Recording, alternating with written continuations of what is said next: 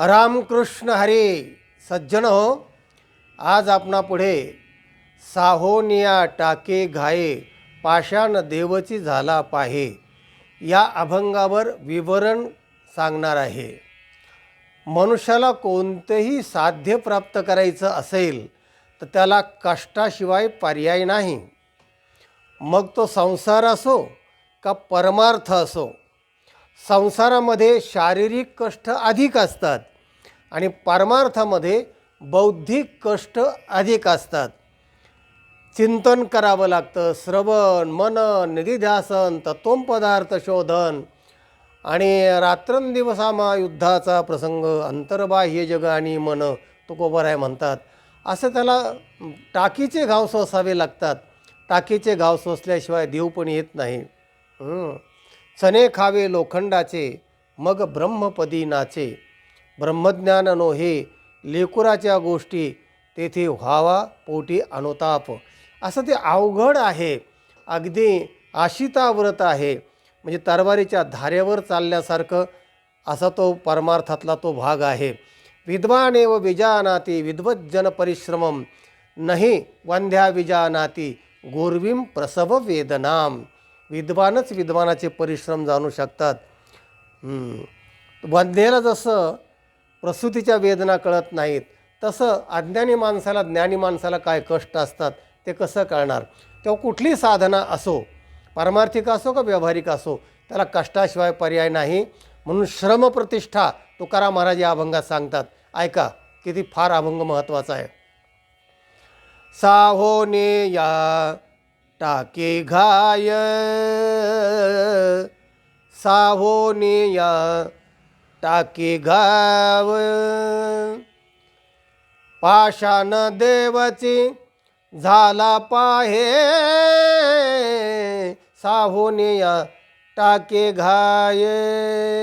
टाकीचे घाव सोसल्याशिवाय देव पण येत नाही. तयारी ते दृढ मन. त्याप्रमाणे दृढ मन केलं पाहिजे. नुसतं मन परमार्थात किंवा संसारात लावून चालत नाही. दृढ निश्चय केला पाहिजे आपलं साध्य गाठण्यासाठी. करे साधाया कारण तयारी ते दृढ मन. आपलं मन त्याप्रमाणे कर. कसं? साहोनिया टाकी घायत्या उदाहरणाप्रमाणे. करी साधाया कारण. आपलं साध्य अगोदर पक्क कर आणि ते साध्य गाठण्यासाठी जे साधनं लागतील ना ते साधनं घेऊन अगदी सातत्याने अभ्यास करून सातत्याने चालत राहा तरच तुला ते साध्य प्राप्त होईल. उदाहरण दुसरं.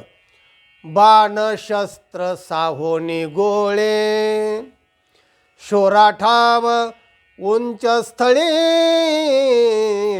तयारी ती दृढ मन. बाणशस्त्र साहोनी गोळी शूराठाव उंच स्थळी.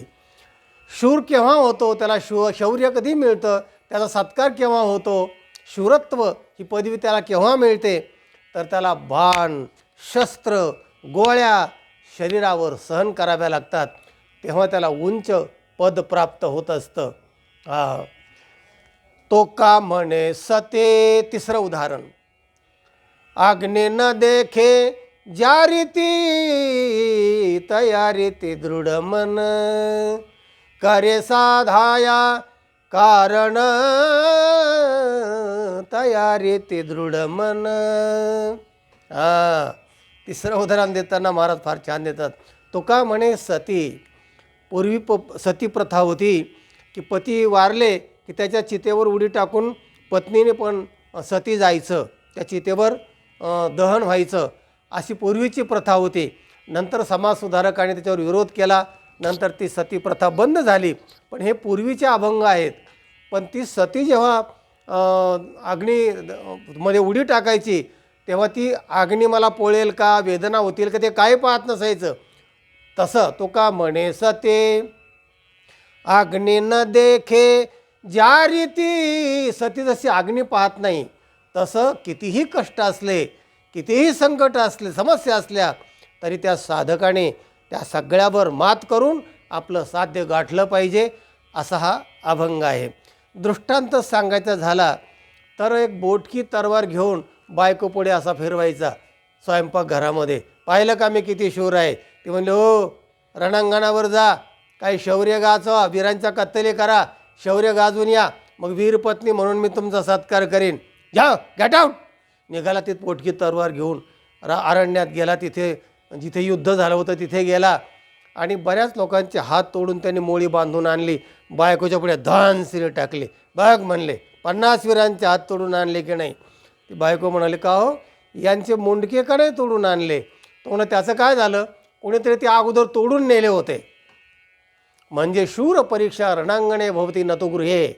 घरात शूराची परीक्षा होत नाही, मुंडके तोडून नेल्यानंतर हात तोडून आणले, हे काय शौर्य आहे का. शूर परीक्षा रणांगणात होत असते, रण गाजवल्यानंतर होत असते, घरात नाही.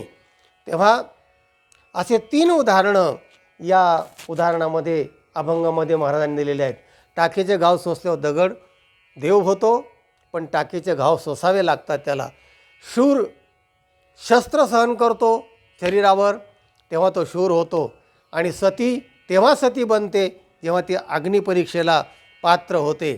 तेव्हा देवत्व, शूरत्व, सती या उदाहरणाने तुकाराम महाराजांनी हे सिद्ध केलेलं आहे की कर्मप्रतिष्ठा म्हणजे कष्टाला पर्याय नाही. सज्जन हो, कष्ट करा, कर्मयोगाला महत्त्व द्या, तरच आपलं जीवन आनंदमय मंगलमय होईल, असा या अभंगाचा भावार्थ आहे.